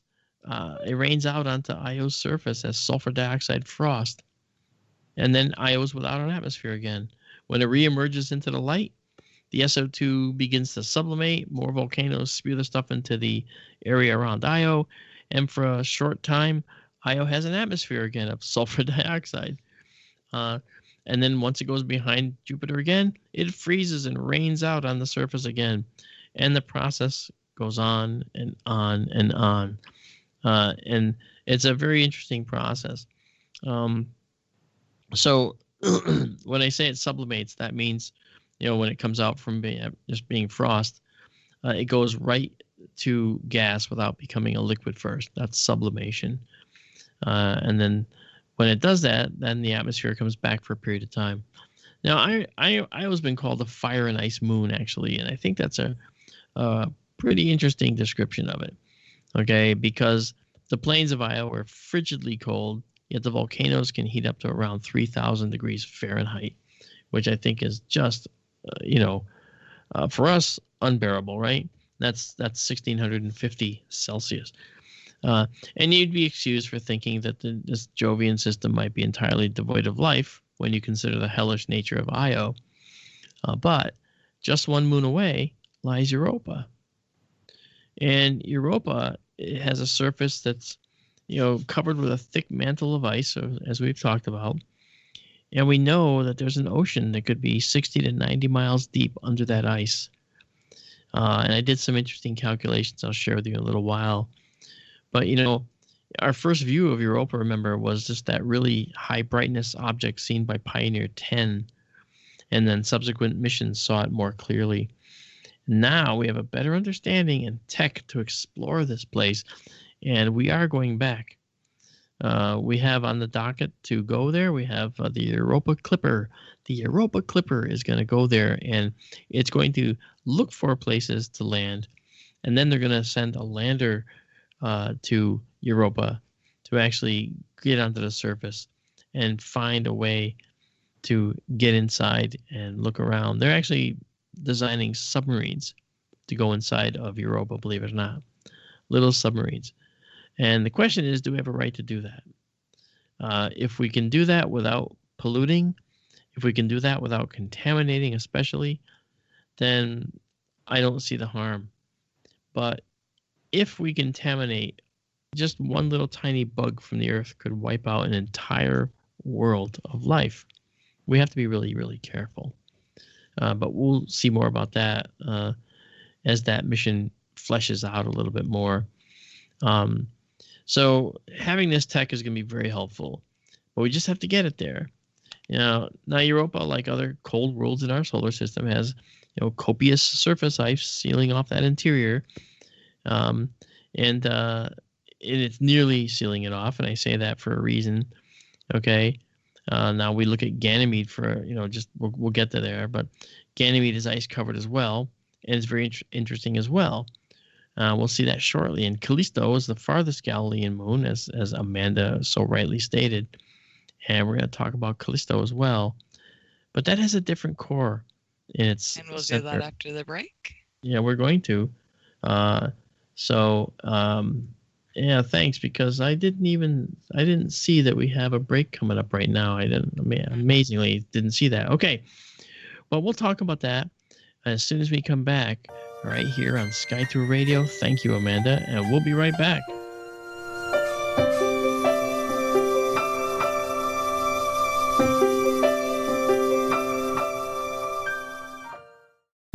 Okay, nurse, let's get this man to the ER stat. Right away, doctor. We see this every day. Heart attack or angina pain due to blocked and clogged arteries. Chelation can remove obstructions or blockages from arteries and help avoid painful and expensive surgery. Now there's Angioprim. It's a liquid oral chelation product that you take with juice. You start to feel the results fast. Angioprim increases blood flow all over the body, and that means more energy and strength to take on the day with less aches and pains. 60 years of research has gone into chelation, and Angioprim is the result. A safe and easy way to unblock your veins and arteries from buildup that slow circulation. Paging Dr. Jones. Please report to the emergency room right away. Log on now to angioprim.com. That's ANGIOPRIM.com. Or to speak with a trained consultant. Give Angioprim a call at 954-882-7221. That's 954-882-7221. Folks, this is very important information. What's to be said about CBD? AncientLifeOil.com. Our CBD is made from hemp and has 0.003 THC, which means this wonderful product won't get you high, no matter what amount you take. What does CBD do for the body? My hands are tied. But you can Google CBD benefits and be astounded. When you're finished reading, you'll want to log on to AncientLifeOil.com. That's AncientLifeOil.com. and purchase. Life is good when you feel good. People are tired of pain. People are asking for non-GMO organic products to help them with, you fill in the blank. Legal in 49 states, and again, our CBD is made from hemp. Ancient Life Oil is about helping people one by one by one. If you wonder how good the product is, the CEO takes it every day without miss. AncientLifeOil.com. That's AncientLifeOil.com. AstroBiology.com. Have a great day. Hey, is that a new music app? Yeah, check it out. Surfer Music Discovery. It links to thousands of online stations, but the twist is you see the song names and artists that are now playing live. That's different. No guessing. Looks like a waterfall of music. So many formats. Rock, oldies, country, R&B, jazz, and a whole lot more. How's that spelled? Surfer. S-U-R-F-R. Is it expensive? It's free. No need to sign up or sign in. Get the Surfer Music app free from Google Play or the App Store. Are you intrigued by Paranormal Talk Radio? You'll love the new Paranormal Radio app from TalkStream Live. You'll find a great selection of talk shows covering UFOs, ghosts, strange phenomena, and much more. Download the Paranormal Radio app now and start listening to the very best in paranormal talk entertainment, including the network you're listening to right now. The Paranormal Radio app, free in Google Play and the iOS App Store. More ways for you to make contact. Live Discord chat rooms, live talk radio, live video cast, toll-free HD phones, and coming this year, live streaming TV, giving you more ways to make contact. Your KGRAradio.com.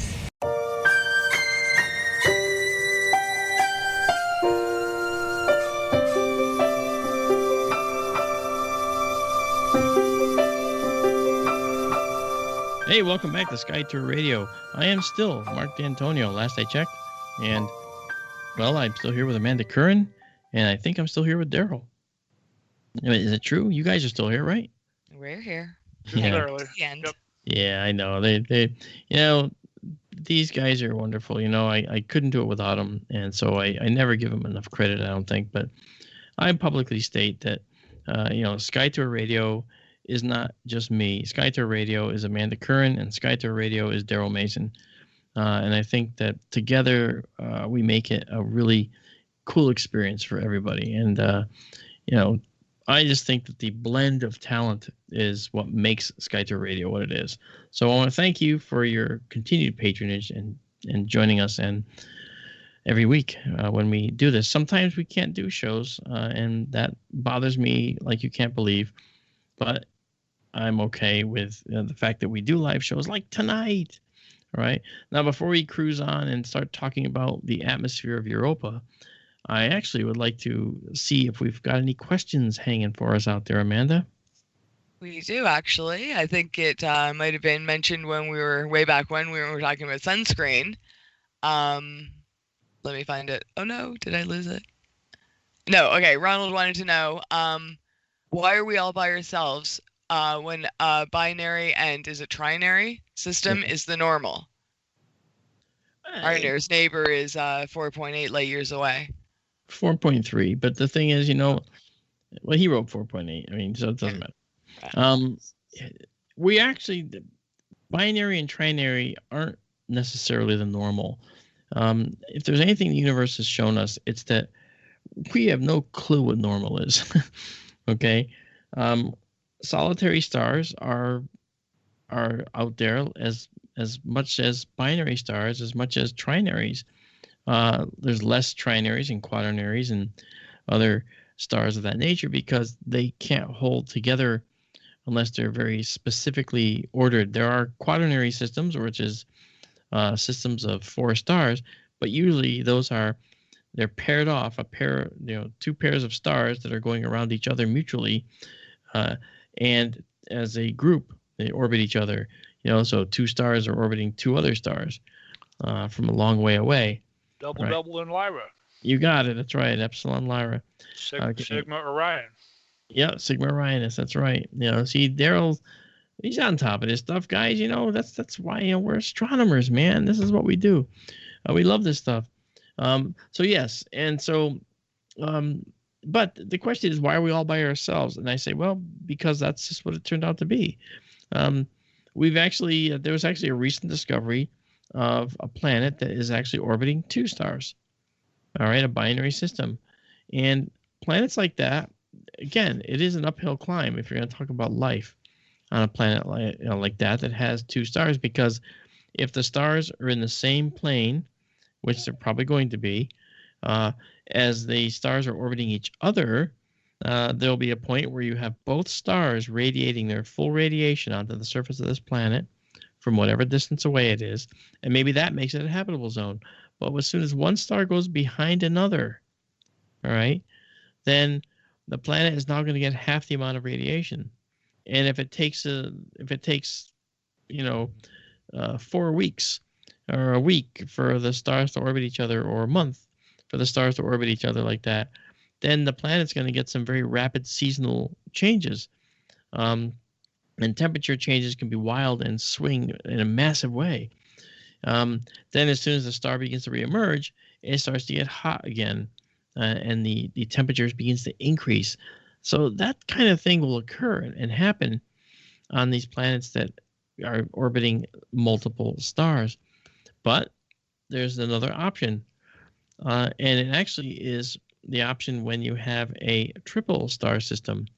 In that case, you might actually have a more probable chance of finding life if the situation is like the one we have at Proxima Centauri or Alpha Centauri, which is actually 3 stars.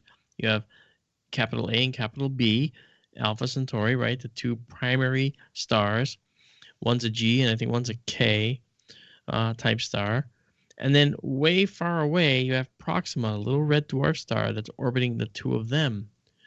And it's the planet that's there's 2 planets now at Proxima Centauri. Now they found one planet orbiting Proxima Centauri would be subject to Proxima Centauri primarily, and it's far enough away from the other components that are far away. They'd be 2 bright stars in its night sky, but it wouldn't be a source of tremendous amounts of radiation on the surface of the planet. The red star, Proxima Centauri itself, would be responsible for that. So it's a really neat, a neat situation, and that's sort of unique. So life could possibly exist there if the red star, Proxima, is, not a flaring type star. Red dwarf stars like this typically are.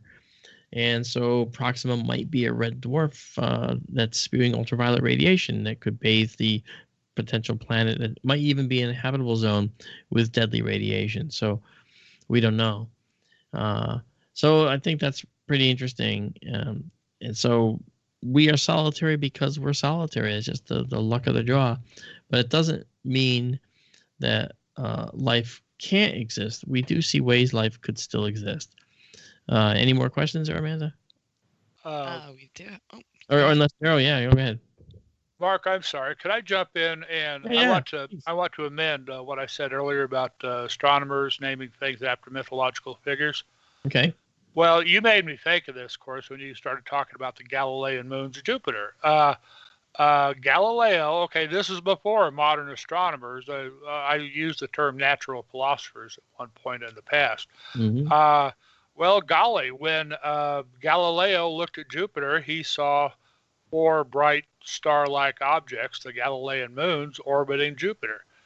And they wound up all being named after characters from the pantheon that surrounded Jupiter the god.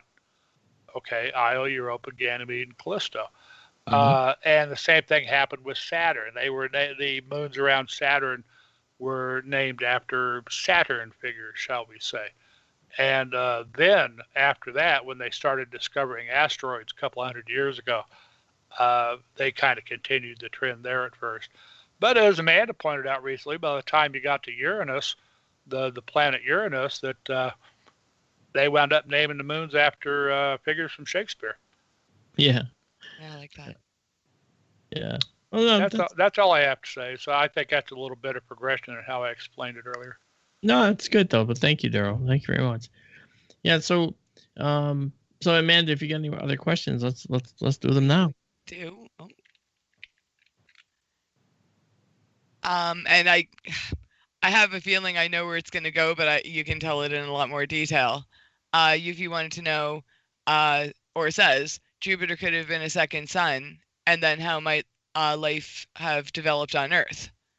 But wouldn't it? I can't remember the number, but wasn't it something like it would have to be like 80 times bigger to be a failed star?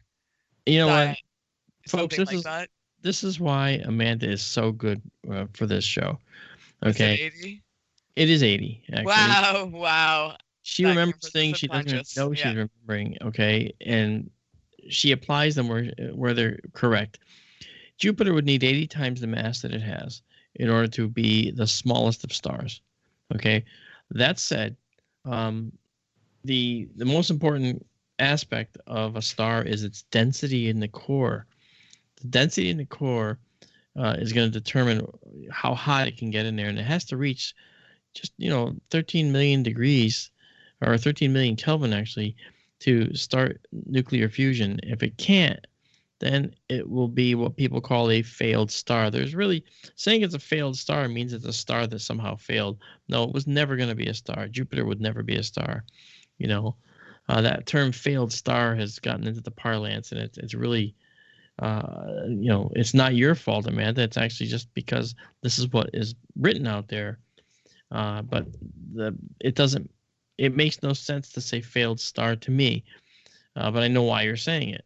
Now, Ufi's saying, well, Jupiter could have been the second sun. Okay, let's say that it was.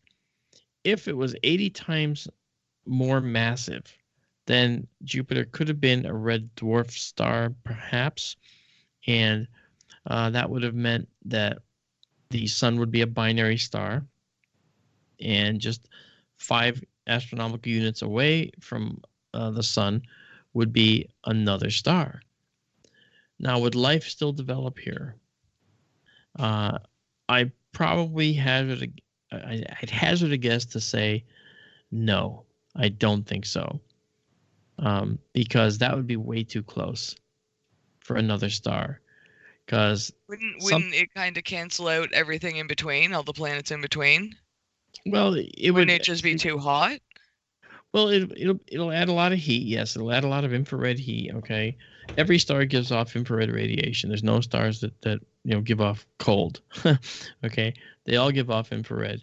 So you will find that a star that's out 5.2 astronomical units from the sun, and we're kind of in between. That now, if it's going to be 80 times more massive than it is, a lot of fundamental changes are going to happen in the solar system. All right, the planets are no longer going to orbit the way they do. There's going to be a whole nother star, right, that's going to be 80 times more massive than it is. That's going to change the way things orbit. That's going to change what happens in the asteroid belt.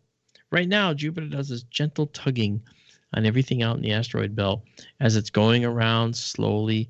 It marshals the asteroids around with it. It kind of pulls and lets them go as the asteroids pass by, because they're moving faster than Jupiter.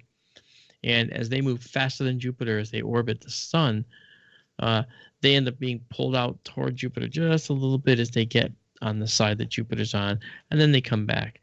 That's what prevented over time. That's what prevented these asteroids from ever coalescing into one object, right? And people ask, well, how big would the object be if everything in the asteroid belt suddenly became like a moon or a planet? And the answer is surprising, and most people aren't ready for it. The answer is it would be something that's only about 1/4 the size of our moon. So it'd be a very tiny object, okay, if you add up all the asteroids. So that's how, and there's a lot of asteroids out there, okay, but they would only add up to an object about 1/4 the size of the moon. So maybe if there was a star in place of Jupiter, it'd be 80 times more massive. That's the key thing there, because that means it's going to have more gravity, and it means it's going to have radiant energy that it's spewing out. That's going to change everything about the solar system. And in Sky Tour live stream, what we do sometimes is we have nights with Universe Sandbox. And if I'm reminded, I will make Jupiter into a star. And then we can watch what happens to the solar system dynamically live right before your eyes and see what happens. That's pretty cool. I would not be a bit surprised if that was the case, that it would have flung some of the planets clean out of the solar system. That's right. And what Daryl's referring to, of course, is what's called an ejection scenario, where a planet could end up in a precarious position where it's right on the edge of being flung out by the mutual gravity of either the sun, this new star, or both. And it could also be that some of these new objects, well, they could get flung at us. You know, right here in the middle of our inner solar system, they could get flung at us, and that wouldn't be good, you know. Sure. Yeah.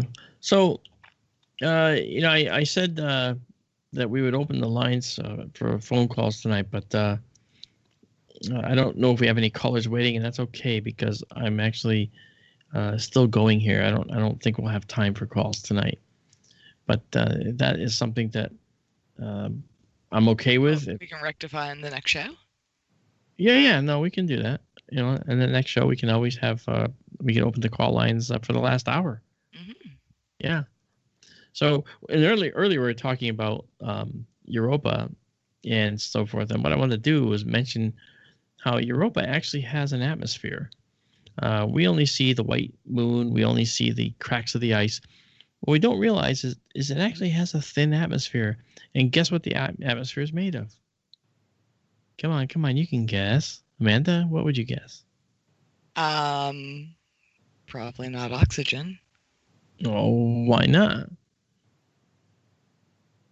I don't know, because then wouldn't it create an atmosphere? Well, oxygen would be the atmosphere, right? And in fact, it is an oxygen atmosphere. A very thin oxygen atmosphere is surrounding Europa. Wow. Okay, yeah. And now what happens is the sunlight is beating down on this ice, okay, for billions of years. And it's something called photolysis. Yeah, weird word. It's photodisassociation of water vapor that's kind of leaching off the ice, right? The molecules are ripped apart by this solar energy plasma that's coming from the sun, the solar wind. And you have oxygen and hydrogen floating around. The atoms separate. Well, the hydrogen gets lost to space, and the oxygen atoms predominantly they can bond and form a diatomic molecule of oxygen called O2, which is what we breathe on Europa. Now, it's very, very thin, but nevertheless, it's still an oxygen atmosphere on Europa, even though it's nothing we could ever breathe because it's not high enough pressure. It's so much less than Mars atmospheric pressure, in fact. Now, on the surface of Europa, we see these cracks, big cracks on the surface. And the surface temperature at the poles on Europa is about 50 degrees Celsius above absolute zero. So that's, absolute zero is minus 273 Celsius, okay? So we're talking about, at the poles, it's like minus 220 Celsius at the poles. It's really cold there. And at absolute zero is minus 459 Fahrenheit. Okay. Now the surface temperature at the equator on Europa is minus 160 Celsius, which is minus 260 Fahrenheit. So you can see how the equator is relatively a lot warmer than the poles on Europa, right? And the surface is ice. It's hard as granite, but the pressures within will create these immense cracks and fissures. And when that happens, these cracks can crack in a very convoluted way, all the way down to the water layer, right? And it will create these fissures, and then what happens is we can spot whether there's water spewing out like a jet from these fissures. And the Hubble may have actually spotted this very thing on the surface of the moon Europa. Now we know that it happened on Enceladus, which is Saturn's really small 300-mile moon. But here on Europa, we were not sure. We thought that Hubble saw this. And that means that if proven, okay, that there's H2O geysers that are on Europa. And we're going to have to wait for the Europa Clipper. And that's going to launch in the mid-2020s here. It's going to take 2 to 6 years to get to Jupiter. 2 years if you're doing a flyby, okay? But if you want to get into orbit and use gravity assist to work the spacecraft into an orbit around Europa, it's going to take about 6 years of fine-tuning.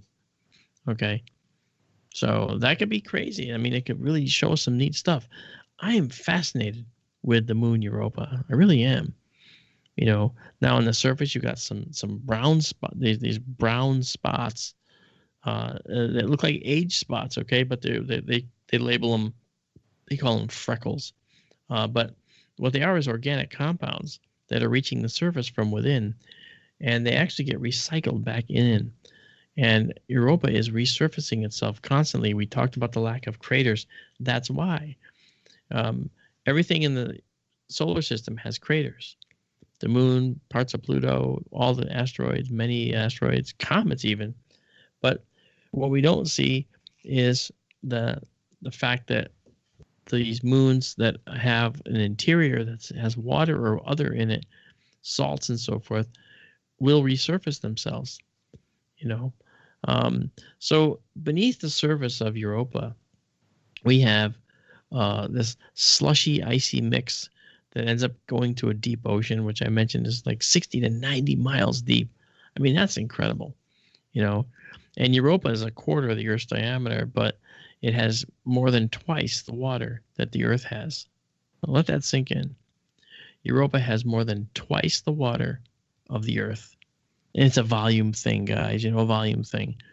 But really, if you think about it, that is amazing. So you ask, how can Europa have a water ocean under that ice? Well, Mars has permanently locked water hard as granite under its surface, and it's only 1.5 astronomical units from the sun. And Europa is nearly 3.5 times farther away. So how could it have water that's liquid? Shouldn't everything be frozen solid? Well, Europa actually shows signs of a magnetic field. It implies that the core of Europa has remained warm and that there's some kind of dynamo going on in Europa. The water is somewhat salty and probably can be somewhat salty, which lowers the freezing temperature depending on the salt concentration. Now, one of the more important things is there's this constant tugging by the big daddy planet, by Jupiter, the Jovian king. All right. And it is tugging on Europa, and the result is that'll cause tidal heating inside of Europa.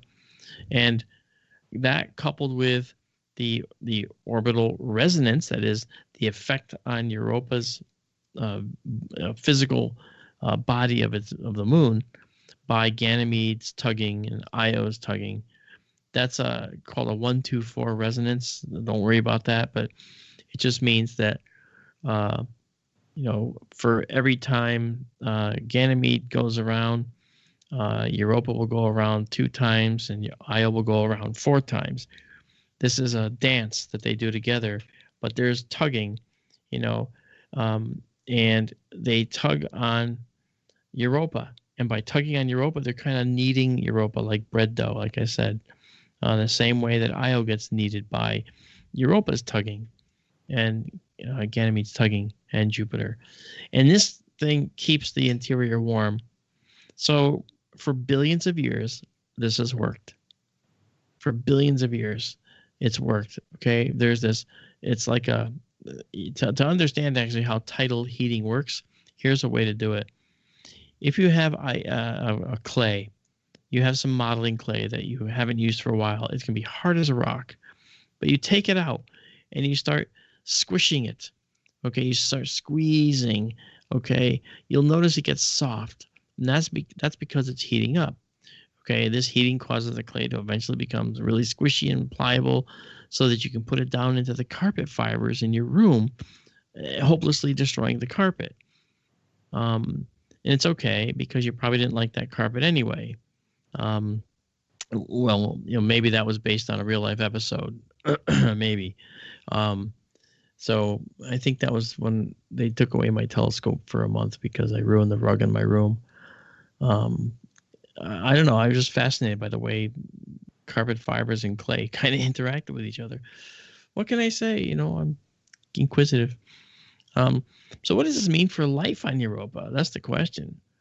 Europa seems to have plumes shooting out of fissures, just like Enceladus at Saturn. Enceladin plumes have H2, doubly, a molecule of hydrogen, and carbon dioxide, CO2, and evidence of other complex hydrocarbons as well on Enceladus, which together are meaningful when it comes to the existence of life. So does Europa have hydrothermal vents like we know Enceladus does? And like in the Earth's deep sea? That's the big question. Are we looking at a potential world of life here, just like on the Earth? Maybe not just like on the Earth, but perhaps we're looking at a future world of life. And I'm reminded of the movie, and Daryl knows the movie well, 2010. All these worlds are yours except Europa. Attempt no landing there. Exactly right. Use the others together. Use them in peace. And that's exactly right. That was a great movie, and I really like that. I don't mind being subject to a superior alien intellect as long as they're benevolent, right? I wouldn't mind, because the things we could learn, And I hope you guys all learned something today, you the wonderful listeners on KGRA Radio. Tonight we talked a little bit about the astrobiology, and next week we're going to have another show for you that's tuned specifically just for you, and we'll bring you Sky Tour Radio again next week at the appointed time, 8 p.m. on Sunday nights. Thank you for coming along for the ride with us. I thank Daryl and Amanda for being here tonight. As always, they're wonderful. And our wonderful producer, Bill, keeping it all together, running smoothly in the background. And I was just about to say, our Bill, the amazing producer, when he's not lounging in his pool, he is hunkered down over the computer and making sure that everything's running right. So we do have to thank Bill big time. And I got to tell you, on a private note, Bill New York Skywatcher, our producer, is probably one of the most generous human beings you've ever met in your life. Whenever we would speak at Pine Bush, Bill would open his home. And he would drive to your home. I live an hour and a half away from Bill. He would drive to my house if he thought I needed help with something. He's offered to do that. Now, people typically don't inject themselves into other people's affairs and say, well, he needs help with this, so he'll find someone. They typically don't do that from like an hour and a half away. That's a long ride, But nevertheless, Bill is the kind of guy that would do that and has done that. So this is sort of a special note to our producer to let everybody know what a really incredible guy he is. And he's smiling and shaking his head right now. I know he is. And now he's laughing. Okay, I know he is. Okay, wondering, come on, make it stop. We gotta go. He's thinking. So anyway, you've done it again, folks. You've wasted another completely good 2 hours here with Sky Tour Radio. And I'm Mark D'Antonio with Amanda Curran and Daryl Mason. We'll be back next week. And just remember, when you go outside, keep looking up. You never know what you'll see. Exactly. Good night, everybody.